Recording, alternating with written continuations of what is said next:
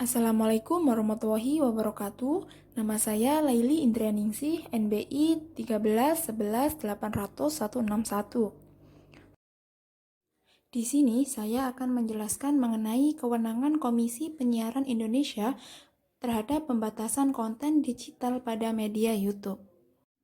Fakta hukum. Dengan perkembangan zaman dan berkembangnya juga media informasi dan komunikasi, dalam hal ini mulai bermunculan media digital baru yang sangat beragam, yaitu seperti konten digital yang ditayangkan pada situs YouTube. Dengan adanya media-media tersebut, banyak masyarakat kini beralih dari media konvensional seperti televisi dan radio, beralih ke media yang baru, yaitu seperti pada situs YouTube, dengan menyuguhkan konten-konten yang ditayangkan sangat beragam. Penyiaran konten yang semula disiarkan menggunakan jaringan konvensional seperti televisi dan radio, kemudian diawasi oleh Komisi Penyiaran Indonesia atau KPI yang diatur dalam Undang-Undang Nomor 32 Tahun 2002 tentang penyiaran, dengan memberikan perlindungan dan pemberdayaan kepada khalayak khusus, yaitu anak-anak dan remaja. Dengan menyiarkan mata acara pada waktu yang tepat, dan lembaga penyiaran wajib mencantumkan dan atau menyebutkan klasifikasi khalayak sesuai dengan isi siaran. Dengan munculnya media baru seperti YouTube, tersebut kini berpindah dengan menggunakan jaringan internet untuk mendapatkan akses konten pada situs YouTube. Pada situs YouTube tersebut belum adanya controlling atau pengawasan dari Komisi Penyiaran Indonesia, padahal mengingat pengawasan media digital baru ini sangat penting untuk dilakukan controlling atau pengawasan oleh Komisi Penyiaran Indonesia atau KPI untuk menghindari konten-konten yang mempunyai unsur menghasut, menyesatkan, kekerasan, dan juga pornografi. Proposisi hukum. Dari fakta hukum tersebut, dapat dirumuskan proposisi hukum sebagai berikut. 1.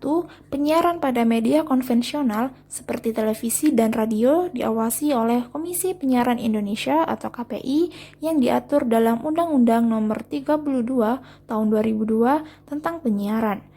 2. Penyiaran pada situs YouTube belum adanya controlling atau pengawasan oleh Komisi Penyiaran Indonesia atau KPI karena KPI belum berwenang untuk mengawasi media digital baru tersebut.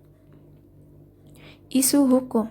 Apa yang menjadi hambatan Komisi Penyiaran Indonesia atau KPI dalam melakukan pengawasan dalam pembatasan konten digital pada situs YouTube? Metode pendekatan yang digunakan. Metode pendekatan yang digunakan pada penelitian ini yaitu menggunakan yuridis normatif dengan menggunakan pendekatan perundang-undangan yang terkait dan pendekatan konseptual yang mengkaji teori-teori dari para ahli pada bidang penyiaran. Jenis dan sumber bahan hukum yang digunakan. A. Bahan hukum primer. 1. Undang-Undang Nomor 24 Tahun 1997 tentang penyiaran. 2. Undang-Undang Nomor 32 Tahun 2002 tentang penyiaran.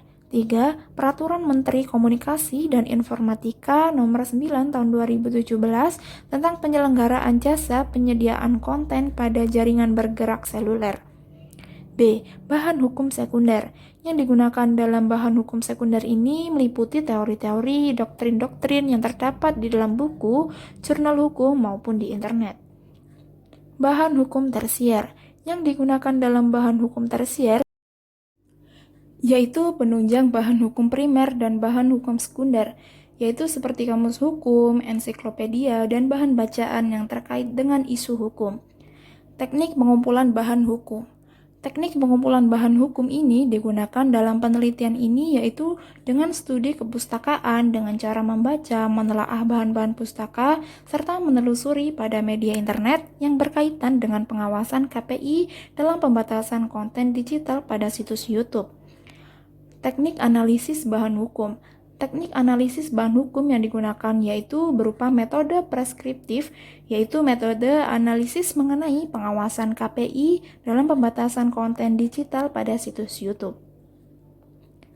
Sekian, terima kasih. Wassalamualaikum warahmatullahi wabarakatuh.